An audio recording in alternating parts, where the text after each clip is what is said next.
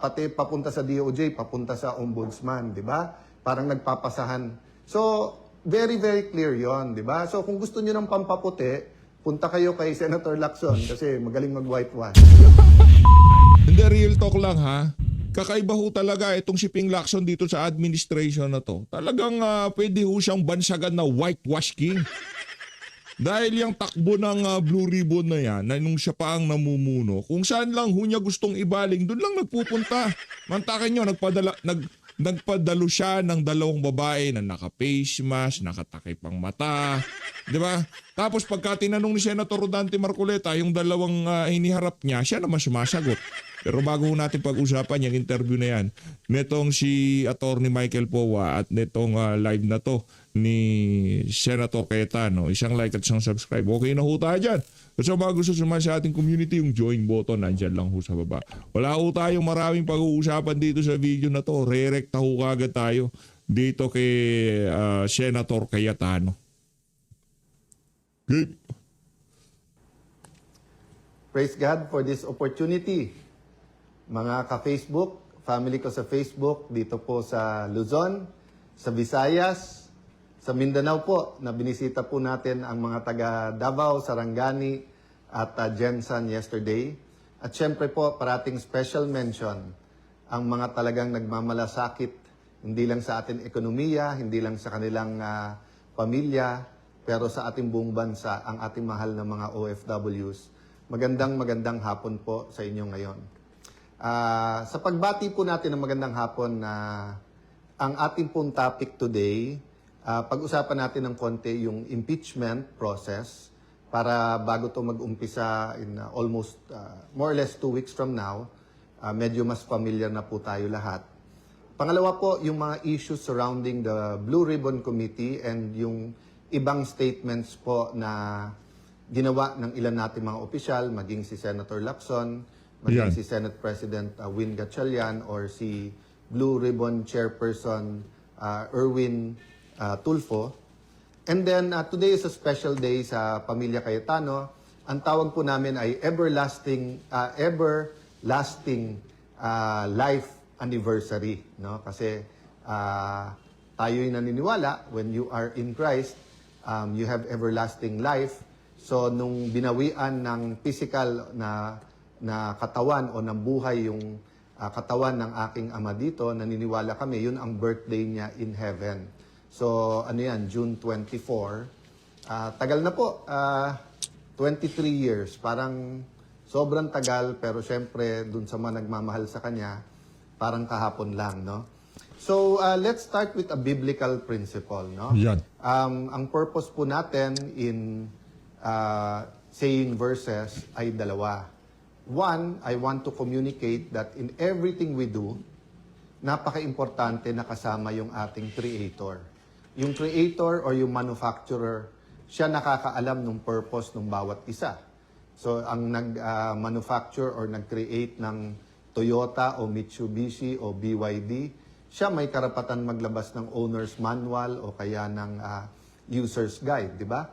Ang nag-create ng iPhone, Samsung, Huawei, lahat ng napakagagandang mga cellphone, di ba? Yung user guide niyan or yung mga tips or yung mga upgrade sa kanyang operating system, yung manufacturer nakakaalam. So ako'y naniniwala din sa ating bansa, sa mundong ito, meron divine creator. So the second purpose is really not the verse per se, but the biblical principle involved, no? So, yung addressing myself to Christians, we believe kasi that the word is a living word. Di ba? Ibig sabihin, hindi lang to aral sa eskwelahan, hindi lang to math or science or history. Living word to, it changes you. Having said that, even for non-believers or those who believe something different, or even kasi sa Christian community, di ba, napakadaming denominations, may major differences, for example, evangelicals at saka ang Catholics. But even yung Catholics, di ba, between yung Opus Dei at saka yung Jesuits or ganun din sa evangelical, kung Pentecostal, kung Baptist, Presbyterian, di ba? Napakarami pong mga pagkakaiba, pero may core beliefs. And these core beliefs, I'll call them principles, 'di ba? Biblical principles. Kaya paulit-ulit po tayo na we can debate on opinions. Opinion 'yun eh. So natural, opinion mo iba sa opinion ko. So, pag sinabi ni Lani, mas gusto niyang ang suot ko ay blazer or suit. Pag sinabi naman ni Tintoy na, sir, mas gusto ko pag suot mo t-shirt lang na plain.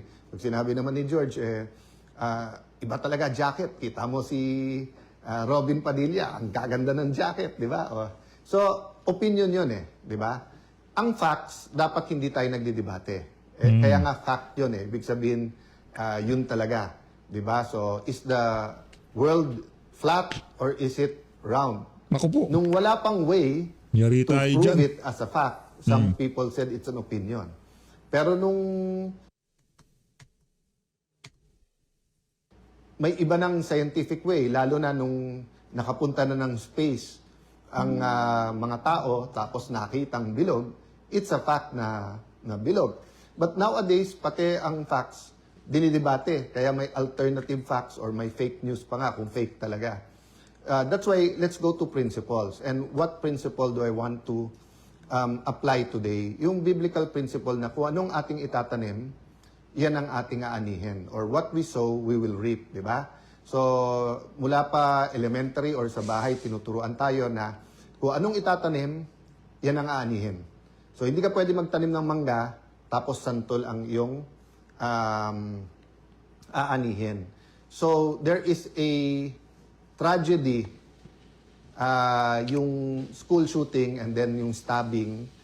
And although it's happened before yung stabbing, and although napapanood natin sa television, for example, na nangyari sa US, I cannot imagine, of course, the parents. I mean, remember si ate po lost a child a few months after birth, at sabi nga niya na no matter how people say, I understand, we feel for you, habang hindi mo naramdaman ay hindi mo masasabi. So, you know, I just wanna really pray for the parents, pray for the loved ones ng mga nasawi, and of course, ask people to, you know, to be sensitive, to pray for them.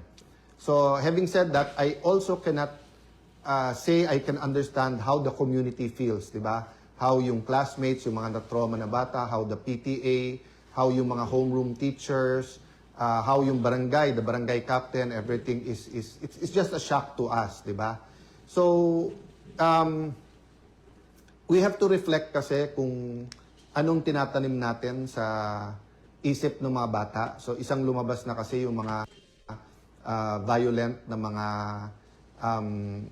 applications or yung mga napapanood sa social media. In a sense, hindi bago po yan kasi nung bata kami, kaya nga naban din yung video games and then may ilan mga cartoons na naban din. Kasi given naman sa atin lahat na garbage in is garbage out. But siguro ang gusto ko lang i-contribute sa discussion, nung araw kasi you may ask, bakit ibang-iba yung reaction kapag yung abuse ay nangyari sa bahay? So it can be any kind of abuse, di ba? Sexual abuse, physical abuse, it could be death, it could be injury.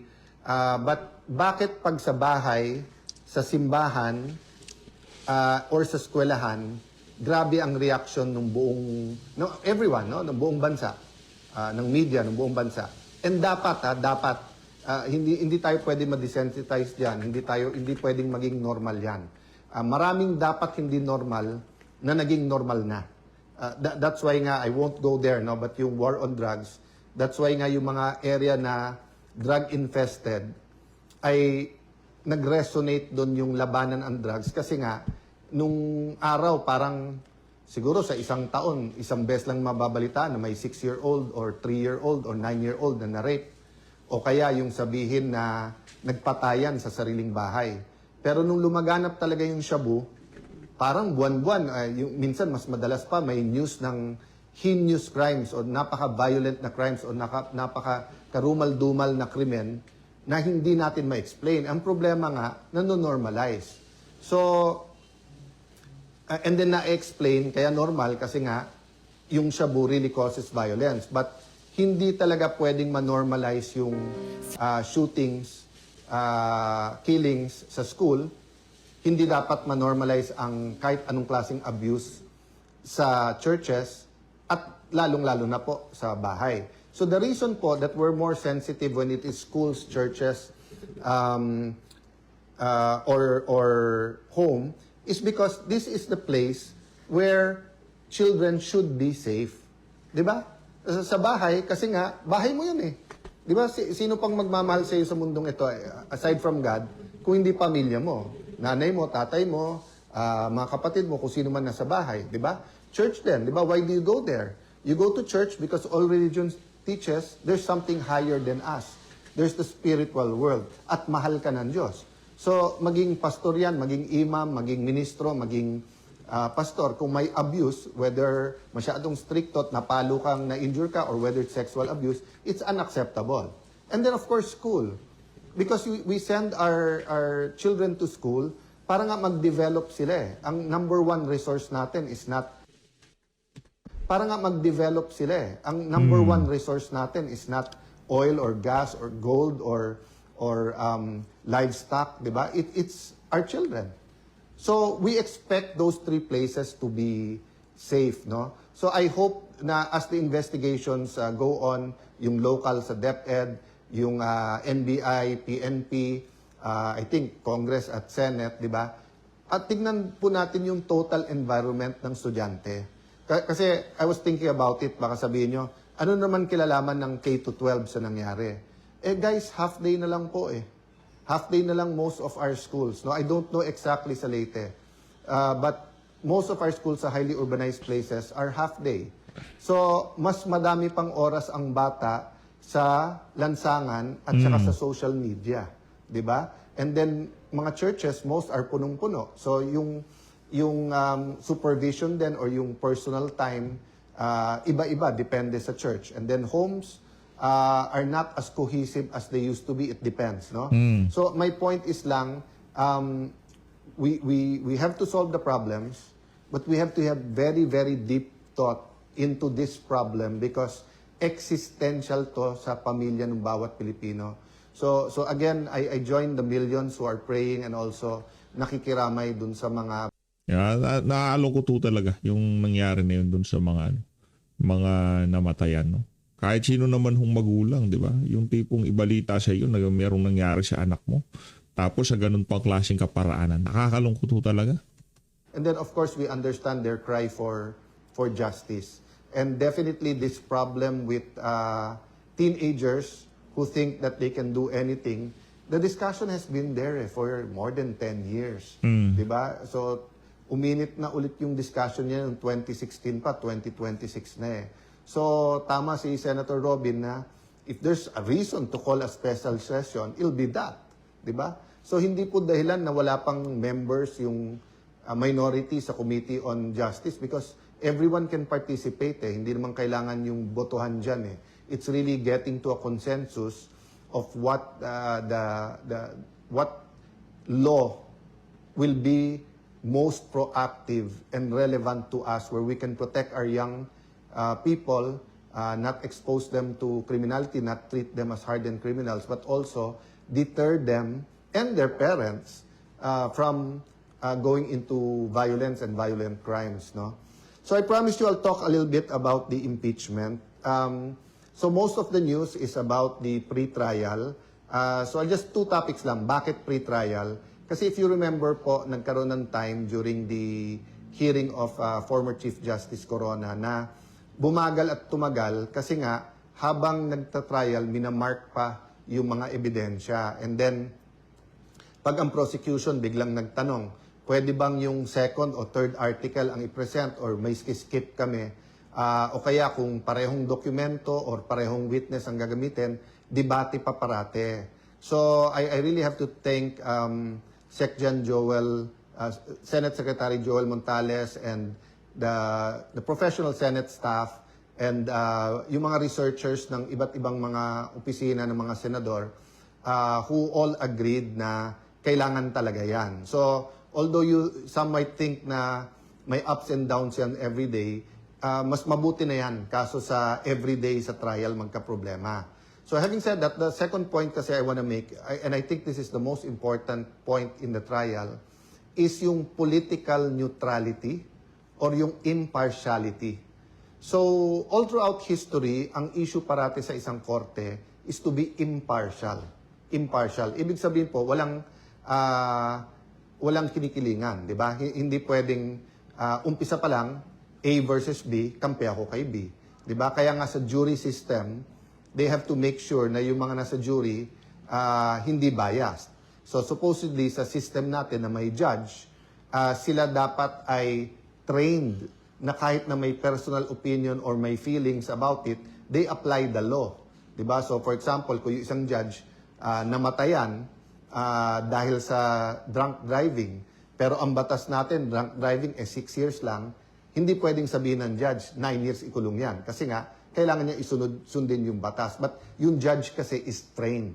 So ang problema natin sa senator judges, we're not really trained as judges. Of course, some of us have been in other impeachment trials or whether sa House or sa Senate, so may konti ng experience. But still, ang layo sa training kahit na ng ating MTC or RTC judges, di ba?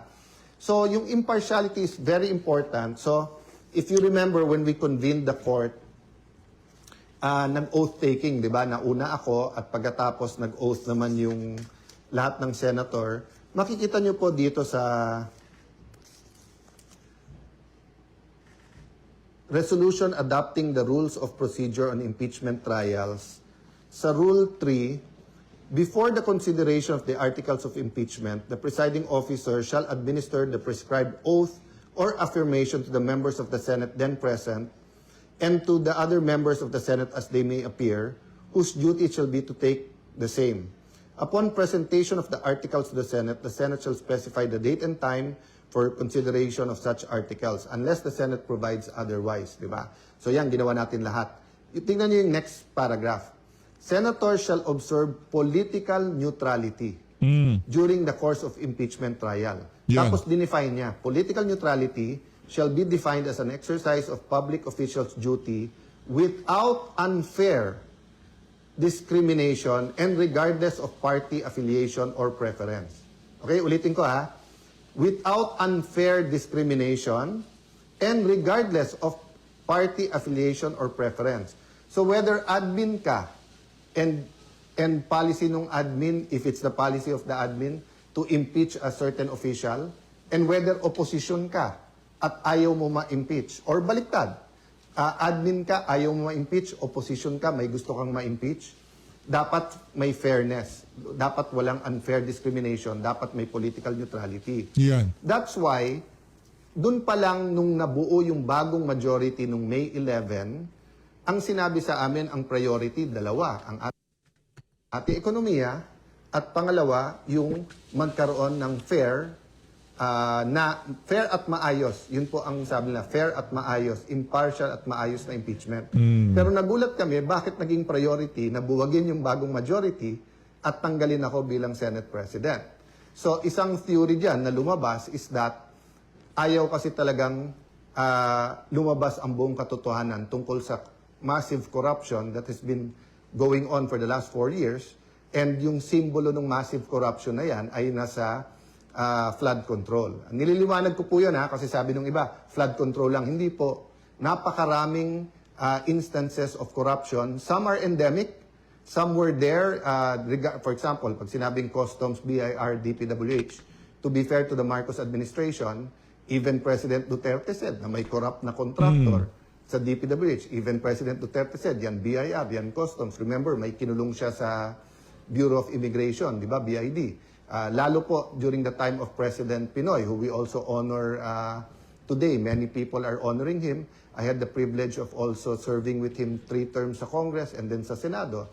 We were not always in agreement, but I recognize the good that he's done, as I recognize the good done by President Duterte. And during the Pinoy years, anti-corruption was also very important. So having said that, nung lumabas yung Napoles, sabi, grabe naman to. May ghost, may yung pera parang dumadaan lang sa foundations tapos sa bulsa na ng politiko at ng contractor pumupunta. Ang problema mga kababayan, nagmukhang barya eh. Yung Napolis, pagdating dito sa ghost project sa flood control, isipin nyo 350 billion a year. Yun ay sa flood control pa lang. Hanggang ngayon po, yung corruption dun sa maintenance projects na is another 300 billion a year. Halos wala pa akong nababasa dyan. So, napakarami pa ho. So, statement po ni Senator Win, paraphrasing, pag may lumabas na ebidensya, pwede mag-hearing. I'm not so sure kung eksakto yun ang sinabi niya. So I won't comment sa kanya. But yung sinabi po ni Chairman Erwin na iikot na lang ba tayo sa flood control? O kaya yung sinabi ng iba na kapag ka may bagong ebidensya, hindi po ganon. Pag nag-iimbestiga ka, ikaw naghuhukay. Ikaw nag-investigate. Ikaw nag-uncover. At kahit sino po sa amin mga senador, congressman, basta't neutral lang ho ha, neutral lang. Wag lang talaga maging alagad or aso or tuta ng Malacanang. Pwede po talaga nating bilangin eh. Yung 18 former Marines, sinabi nila may mga kasamaan sila, active at hindi active. So yung isang lane lang yon, yung mga bodyguards.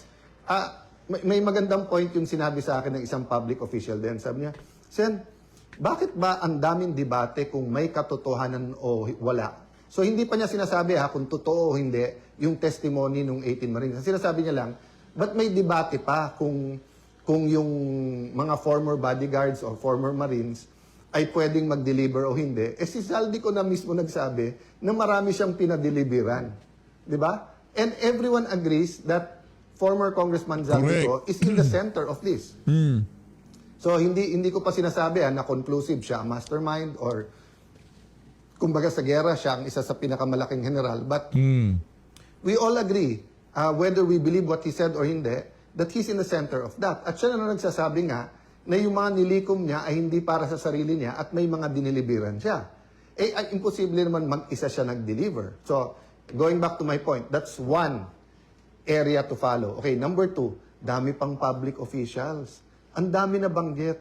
So, dun sa inyo na nagtataka bakit ako inaaraw-araw ni Senator Lacson. Yan. Di ba nasabi ko na kasi nabuko sila eh. Nabuko. So, kasi kung susundan nyo, hukayin nyo yung ibang mga video at mga statement ni Senator Lacson, dumating ang point, siya na yung sumasagot eh. Correct, Siya tama. na nag-i-interpret ko ano sinabi ng mga witness. Siya na nagsasabing, etong witness na to, okay, eto hindi. Eto Tama, credible, tama. eto hindi. Kinausap daw niya si Yusek Bernardo, nag-deliver daw, pero hindi sa Malacanang o hindi sa mga taga Malacanang. Kung hindi, or hindi sa First Family, pero dito dineliver sa mga opisyal na to. And then ayaw niya patawag yung mga opisyal na yan. So, kahit na po yung mga investigador sa PNP na 6 months pa lang nag-training, nag-uumpisa na, may simple yan na kung paano mo susundan yung ebidensya. Di ba? So, napakaraming leads. So, ang question lang, gagawin natin ba to o hindi? O, bakit ko to inuugnay sa impartial hearing? Kasi, kung ang gusto ng administrasyon, kalimutan muna natin lahat ng ibang corruption, impeachment muna kasi importante to. Then that's selective justice, di ba? Then that's discriminating, meaning any other corruption, okay na lang sa atin. Basta't dito na lang, kasi why? So, I mean, I won't go into the reasons, obvious naman, di ba? So, we have the rest of this week, we have next week. Why not call a Blue Ribbon hearing? Why not ask both the administration and the opposition sinong gusto niyong witnesses? Nung araw, ganun eh. Naging chairman ako ng Blue Ribbon Committee eh. Kahit sinong member na magsabing, sir, can we call ganyan? Kasi when you call a witness, so for example, kung 10 kami mag-attend, ako gusto ko magtanong sa 18 Marines. Di oras ko yun eh. Di ako magtatanong doon. Ngayon, may nasabi silang hindi sang-ayon. O di, magtanong sila. Kaya nagtataka nga ako kay Senator Erwin, ba't nagko-comment pa about the 18? Sabi niya, mag-inhibit siya. At si Senator Pangilinan na dapat ang mag-hearing dyan. Kasi kung ang sasabihin po natin ay, sige, we're getting organized. Okay, pero kung sasabihin nyo, oy, tapusin natin impeachment, wala mo ng Blue Ribbon hearing. Sandali lang. Napakalaki, mas malaki yung pinag-uusapan nating amounts eh. Di ba? Parang bundok versus... So, yung pag-usapan sa impeachment, hindi ko mamaliitin yon. Pero kung ano man ang pag-uusapan natin sa corruption compared sa impeachment, it is at the very least as important. But in terms of volume of the money lost, napakalayo. Di ba? So ang point ko po, kailangan nakakapag-multitask tayo. Di ba? Kaya nga dinidistract eh. Kaya nga inaaraw-araw ko ni Senator Lacson, sasabihin niya, move on, tapos siya din ang hihirit. Ang daming, i-explain ko yon yung sinasabi niyang hindi statesman. Ang i-explain ni Senator Lacson ito. Kasi ako, 2007, naging chairman ako ng Blue Ribbon Committee. Before that, 3 terms akong congressman. So although nung congressman ako, nababantayan ko lang yung Blue Ribbon Committee, pero hindi naman ako nakapag-participate. But from 2007 until recently, nababantayan ko at active ako dyan. Halos lahat ng naging chairman dyan, sinusundan ng ebidensya. Halos lahat ng naging chairman dyan sa Blue Ribbon Committee. May reklamo ka man, hindi nila sasabihin committee de absuelto or iwa-whitewash, di ba? Committee de absuelto, ano yun, aaway ni Trililing at ni Gordon yun. Noong tinawag niyang Committee de absuelto ang Blue Ribbon, noong chairperson pa si, itong si Gordon. Pero during the time of Senator Lacson, kaisa-isa siyang chairman na obvious, dinidetermine ang direction ng committee. Siya na nagtuturo kung sinong guilty o hindi. Pati papunta sa DOJ, papunta sa ombudsman, di ba? Parang nagpapasahan. So, very, very clear yon, di ba? So, kung gusto niyo ng pampaputi, punta kayo kay Senator Lacson kasi magaling mag-whitewash. Pambihira. Magaling mag-whitewash. Whitewash king. Ibang klase, oo. Gusto niyong pumuti. Naglalaba kayo. Isa lang ang tatawagin nyo. Si Ping Lacson lang ho yan, mga kababayan. Baka may may pampaputi, di ba? So, yun ang kino-compare niya ako sa lahat ng naging Senate President. Sige, compare din kita. Di ba? Kay Senator Gordon, ang comment lang naman doon dati mag-chance din magsalita yung iba. Once, si Senator Trillanes parang sinasabi. Pero Senator Gordon was always open. Anyone can ask questions. Pag sinabi mo, invite to, i-invite. Yung ibang naging chairman, Senator TG, maraming nagalit sa kanyang senador. Marami. Kasi nga yung Napoles, maraming tinamaan. Actually, some thought nga he was too open kasi minsan hindi pa na-verify na pag-usapan. But walang whitewash. Baliktad, ang tingin ng iba, too open nga. Wala naman reklamo nung ako ang naging chairman ng Blue Ribbon. So, napakaraming iba, sundan nyo. Wala doon. Kaya hindi yung partial report, ngayon, pinupuri niya ang ibang kasama natin. Pero nung una, pinupush niya na pirmahan yung report. Nakalimutan na rin yon. I won't comment there, but I just want to say is, number one, it's too important for our country to be able to find a permanent solution, a permanent system, a real culture against corruption na masolve natin to. Pag lumipas tong administrasyon at hindi natin sineryoso ang flood control at yung infra na corruption sa DPWH, babalik to mas masama pa. Para tong TB na hindi nyo tinuloy yung gamot. Magiging drug resistant yung strain, di ba? So parating sinasabi po yon pag tinitreat yung tuberculosis na kailangan, kahit maganda na pakiramdam mo, kailangan mong tapusin yung gamot. Tama. Hindi pwedeng sa pangatlong buwan, medyo maganda na Titigil pakiramdam mo. hindi. Ganun din po sa corruption. Minsan lang tayo malingat dyan, mabibinat tayo na mas malaki pa. Nangyari na eh. From Napoles to flood control. Grabe po. Correct. Diba? Galing talaga nitong si Senator Cayetano. Wag mo natin pahintulutan na ika nga mabina tayo, no? Baga antibiotic, kumbaga dapat dire-diretso. Kaya kailangan natin tapusin tong flood control na to. Sa gayong paraan, hindi na maiiwasan niya ang pagbalik ng sakit na yan. Kung sakaling magkasakit man tayo, hindi na ganito kalala. Yung tipong trilyon na pinag-uusapan, di ba? Having said that, I just want to mention this. We can't keep saying change, then we just change administrations, change presidents, change ombudsman, change Senate president. We have to change the political culture. We have to change our values. We have to change the foundations of what we call governance and values sa governance. So, I'm inviting everyone, total marami na tayo sa page na to. Kung may ideas po kayo, let's put together a Philippine agenda. I think yun po yung mali from EDSA 1 until present. Na kapag ka gusto natin ng revolusyon, inaano natin tao, sama-sama na tayo, magkaisa tayo, sama-sama na tayo. Pero pagka napalitan na ng leader, kami leaders, kami na lang magde-decide. So I think if we want a real change, first, we have to ask God, Lord, anong masamang ginawa at anong... Number 2, we have to do it together. So, special mention ko lang yung Tindig Pilipinas. So, 'di ba, yung grupo nila Kiko D nag-file sa ombudsman, so na-receive namin today.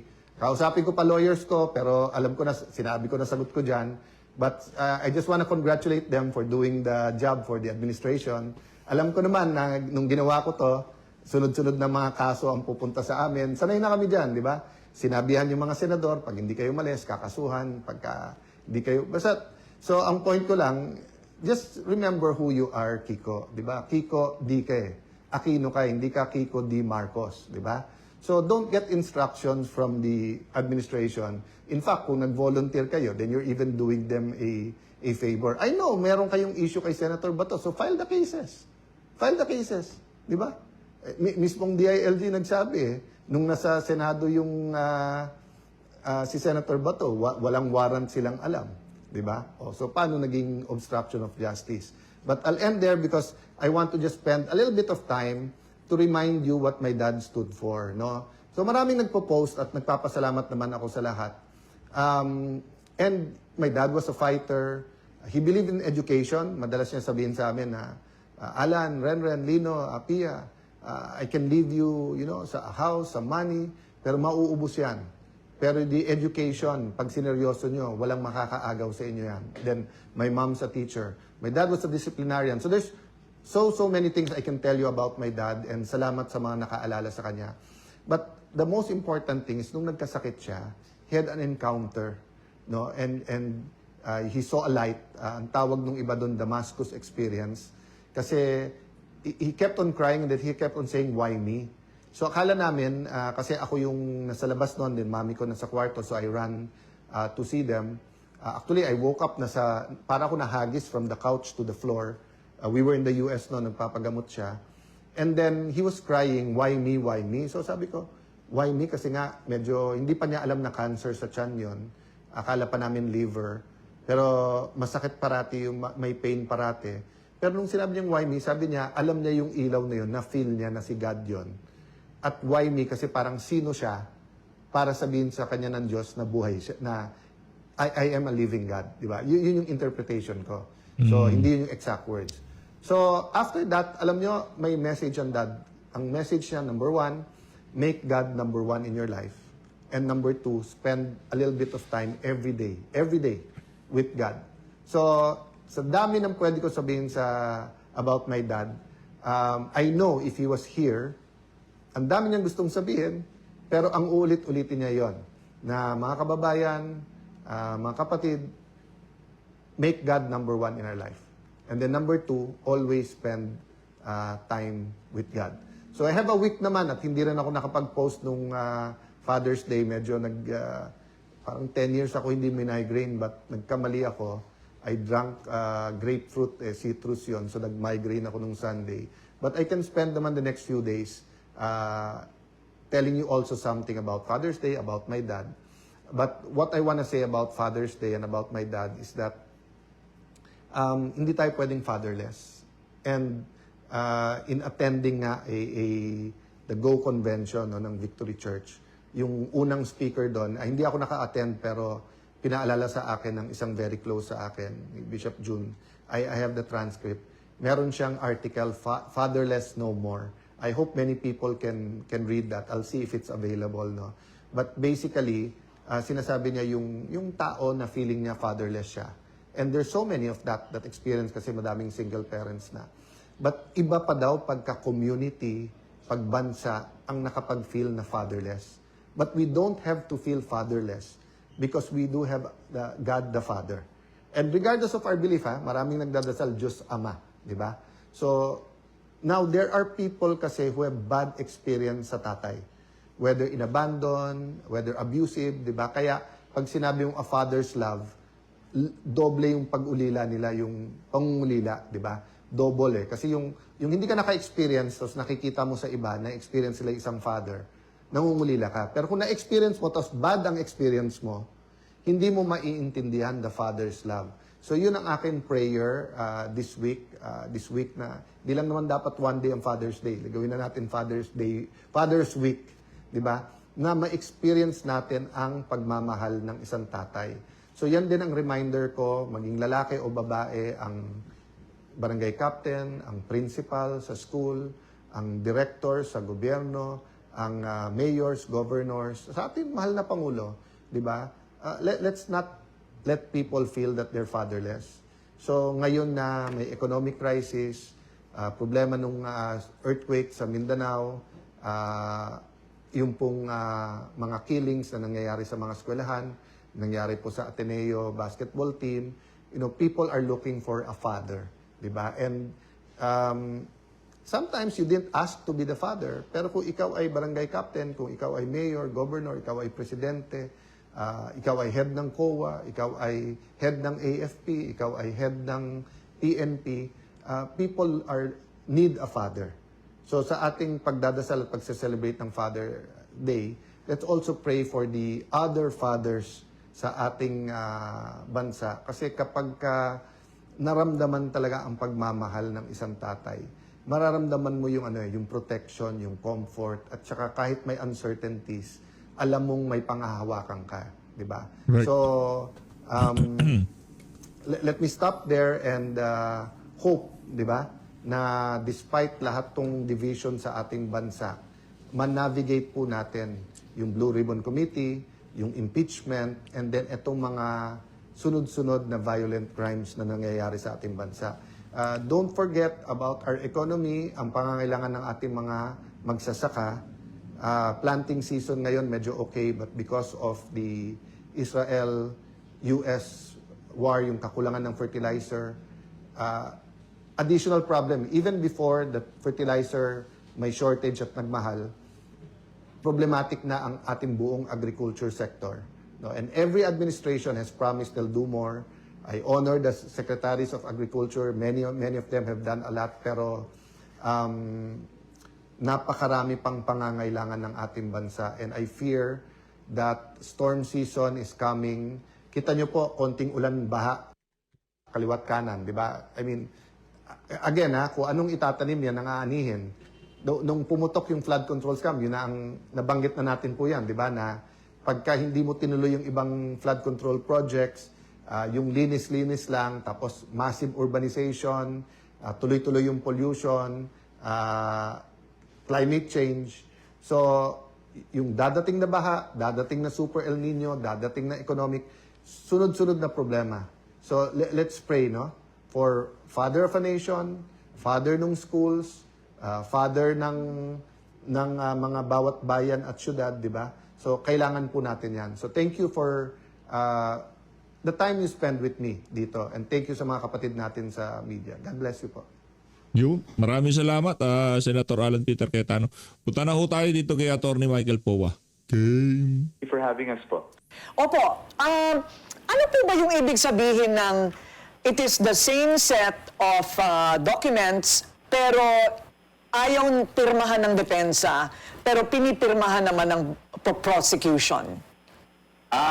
Thank you po for that question. No? Kailangan natin klaruhin yan. Ibig sabihin po kasi, for example, there is sabihin na natin, COA report, no? Merong COA report, may kopya yung prosecution, may kopya yung defense. So ang sinasabi po ay yan po ay common evidence, kumbaga, o common document. Pero sa amin po, ang gusto po sana ng depensa ay mamarkahan both, no, yung copy ng prosecution at yung copy ng defense. Bakit po? Kasi po, unang-una, syempre, minsan, katulad kahapon, nagka-discrepancy, no, dun sa documentation. Meron silang isang document, meron din kaming same document, pero yung amin ay kompleto, yung sa prosecution ay nagkulang yung isang pahina, no? I think it was page 10. So may mga ganung bagay na gusto sana nating maiwasan. Kaya ang gusto po namin, hindi naman po sa ayaw naming pirmahan. Ang gusto lang po namin is pirmahan yung, or markahan yung document na hawak ng prosecution, pero mamarkahan din yung document na hawak ng defense. Pangalawa po dyan, minsan po kasi may mga document na ang isang panig ay photocopy lamang, ang nasa amin naman po ay certified true copy. So para sa amin, hindi po siya common document literally, no? Dahil iba po yung photocopy, iba rin po yung certified true copy. So ang sa amin lang po, just for due diligence for our client also, no? Gusto lang namin na yun na kahit na sabihin nating the document appears to be the same, we want both documents, meaning the documents held or being presented by the prosecution and the documents being presented by the defense to both be marked. Okay. So, when listening to you, it sounds completely logical and agreeable. Bakit, Opo. meron po ba kayong pagtatalo sa mga puntong yan with the Wala naman po. defense? In fact, I'd like to thank also the prosecution kasi pumapayag naman po sila, no? Wala kaming naging issue and explain namin na this is how we do pre-marking and yun naman po ang ginagawa ngayon. So, hindi naman po siya naging issue. Ayun, okay. So, mukhang moving forward, magkakasundo naman po kayo ng prosecution on that point. Opo, ang talaga naman pong problema, it's not really, I want to be fair din, no? Even to the prosecution, obviously also to the members of the Secretariat of the Impeachment Court. I want to be fair and say na hindi naman problema ng mga panig, no? It's really the volume of documents that we are marking right now. Kaya po, medyo tumatagal yung marking, but it's still within schedule, no? Attorney Powa, dito ba sa pre-trial conference ay mapag-uusapan din kung gaano katagal ang itatakbo ng impeachment trial at ano po ang posisyon ng depensa? Tingin niyo ho, ano po ang reasonable time at haba ng itatakbo nitong trial? Opo, thank you Sir Willard. Dito po, hindi naman mabibigay talaga yung exact number of days, for example, no, ng trial. Ang mangyari lang is sinasabi ng magkabilang panig kung ilan araw yung kailangan nila. So, I think for the prosecution, ang sinabi nila is around 62 days. Ang sa amin naman po ay at least 30 days, no? Ano pong ibig sabihin na at least 30 days? Hindi po namin sinasabi na 30 days lang yung kailangan namin. What we're saying is at least, meaning at the minimum, we will need 30 days. Bakit po hindi pa tayo makapagbigay ng eksaktong numero? Because syempre, sa course of the trial, ang nauna pong magpresenta ng ebidensya ay ang prosecution. So tayo, we will just have to determine based on the presentation made by the prosecution kung ano ang mga or ilang witnesses ang kailangan namin i-present, no? If we need to rebut anything. Pwede rin naman, nasa tingin namin, hindi naman napatunayan ng prosecution, so wala na kaming i-represent. Pwede rin pong ganun. That's why it varies po, no? And that's why we cannot give an exact number of days. Yes. So, tama po yung nabasa ko na you are somewhat agreeable that hindi kasya ang 30 araw. Opo, definitely. I think I was asked that by one of the Senate media at ang sabi po sabi daw ni Representative Luistro, it might take more than 3 months. And I said I agree with that. Kasi ano po, no, una-una, when we say days, it means days where trial is held. So kung ang schedule po ay 3 times a week, 3 days lang po a week ang trial dates, no? So definitely po, I agree with Representative Luistro that 3 months may seem a bit tight. Okay. So, yung mga nagsasabi po na na delaying tactics po yung mga nangyayari ngayon. Wala po. I definitely deny that. I don't think there are delaying tactics on both sides, no? On the prosecution or the defense. Of course, I am not supposed to speak for them, but I want to be fair naman to the prosecution, no? Wala pong delaying tactics. We're doing all we can. In fact, nag-uusap kami araw-araw kung paano pa mapapabilis ang proseso. Today, there will be some adjustments, no? For example, dati po, ang isang article ng impeachment ay isang marking station lang. Nung isang araw, nagbago kami for the article on confidential funds. Ginawa na pong 2 marking station, tapos kahapon naging 3. Ngayong araw naman po, yung Article 2, yung unexplained wealth, no, yung alleged unexplained wealth na article, for the past few days, isang marking station lang siya. Ngayon, gagawin na pong 2. Para, kumbaga, mahati-hati na yung mga dokumento at simultaneously mamarkahan at mapabilis yung proseso. And this has been agreed by both parties. Okay, Marites lang ba ito, Willard, yung nabalitaan ko na Yan, Marites. ayaw nilang ipalabas ang ilang mga dokumento mula sa, like SALN, or certain bank documents. Tama ba yung narinig ko na ayaw po ng depensa na ito po'y ilabas? Wala po kaming wala pa pong ganung nangyayari. Probably po, ang nababanggit nyo ay yung motion namin, yung nag-file kami ng aming answer, para po ma-exclude yung ibang ebidensya. Ang pinanggagalingan po namin dito ay ito pong mga ebidensya na to ay unang-una hindi parte noong mga original complaints na inihain laban sa Vice Presidente, which has been our position all along.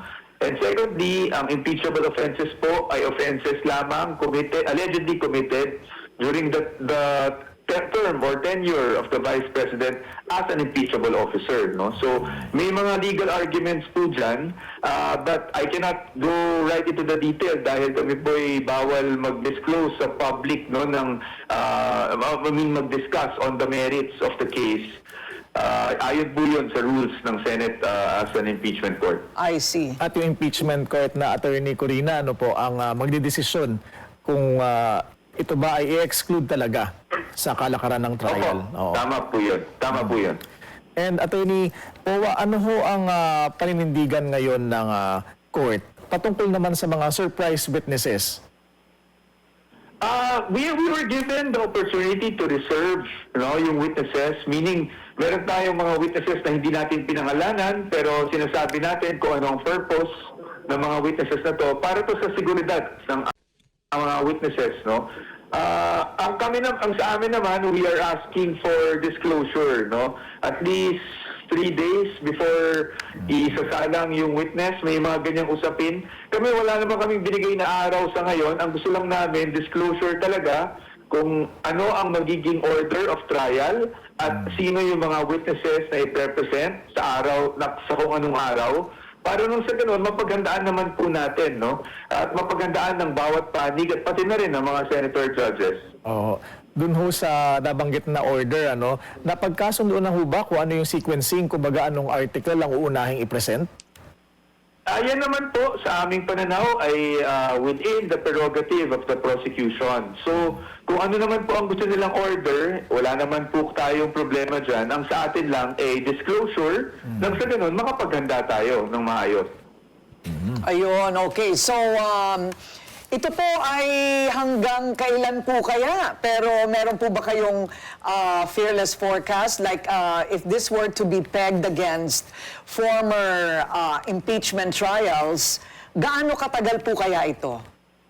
Well, Ms. Corina, yung previous, I think, was around 4 months, 5 months, if I'm not mistaken, no? Yung kay former Chief Justice Corona. Sa atin naman, we're siguro looking at the same timeline, but hopefully, hanggat naman maaring pabilisin, I think both parties naman are interested to expedite matters kasi wala naman sa ating gustong tumagal din po ito. Opo. Hindi pa pala nadedesisyonan kung sino ang magiging presiding officer. Dami kayang pagdesisyonan. Umalis na ako, wala bumalik, pa po wala pa tayo rin. dun. Opo, what's your view on Senate President Cheese Escudero or maybe Senator Kiko Pangilinan floated as presiding officer? Well, pag nagtatanong po ako dyan, Ms. Corina, sa amin naman, as long as naayon sa ligang batas natin, wala naman tayong binabiolate ng mga batas at it is internal to the Senate, sa amin naman, we have no preference kung sino yung presiding officer. Whoever it is, I think we have to give the benefit of the doubt and the wisdom to the Senate. So tayo lang po, kaya natin harapin kahit sino man ang presiding officer. If a certain, ito po, theoretically, if a certain senator judge parang concludes against what to you is clearly logic, kunwari, illogical yung kanyang presentasyon ng justification ng kanyang conclusion. Are you allowed to question it? If the presiding officer po rules on a matter, I think there's a way, if I'm not mistaken, no, we can sort of throw it to the body, lalo na kung may ibang center judge who has a differing opinion, they can throw it to the body for to divide the house, no, magkakaroon ng botohan, yung mga ganyang bagay. But sa atin, syempre, utmost respect tayo sa mga senator judges, and of course, first and foremost, the presiding officer. Hindi naman po siya kakaiba kahit naman po sa regular courts. There might be instances when we don't agree with the judge, but the judge is the judge. Because in this very highly politically charged political exercise, parang kung may mga agenda na lumitaw at malinaw na malinaw, paano mo yan kukontrahin? Opo, no. Actually, we have to admit, no, that this is really both legal and political, and we are not naive to the fact that it's political. But to be honest, right now at this point, I don't want to cast any aspersions. We want to give the benefit of the doubt to all of the center judges, and of course, including the presiding officer. And I'm sure naman po, no, that they are also preparing, and then they are equipped with the proper personnel around them to also help them, no, kung pagdating sa mga legal points. Attorney Powa, will Vice President Sara Duterte personally appear during the trial? If not, take the witness stand, watch the proceedings personally. Opo, sa ngayon, ang parati kong sinasagot dyan kung kinakailangan, no? What do I mean by that? Siyempre, we will have to, as defense counsels, we will have to see muna ano yung takbo ng trial. If there is a need for her to present, to be there, or if there's a need to present her, that's the only time, no, that we will advise her to do so. Pero sa ngayon, hindi ko pa kayo mabibigyan ng categorical answer on that part. Okay. Pinaghahandaan na ho ba ng depensa yung magiging possible debate tungkol sa required number of votes to convict an impeachable official? Kasi may usapan na baka posibleng bumaba yung tinatawag na denominator o yung kinakailangang boto kung may ilang senador na hindi makakapag-participate actively sa proceedings. Opo, definitely, no, meron tayong posisyon na dyan, and siyempre po, hindi ko na ikakaila na talagang napaghandaan na rin namin yan. But sa ngayon, kaya the reason why I haven't been commenting kahit sa mga ambush interviews is because wala pa naman pong categorical or official pronouncement from the Senate sitting as an impeachment court. So sa ngayon, puro mga online debates, mga haka-haka. Siguro, mas maganda na intayin muna natin kung ano ba talaga ang pananaw ng impeachment court. And if it is not aligned with our position, we will definitely make our position on record. And we will definitely seek remedies, no, on that matter.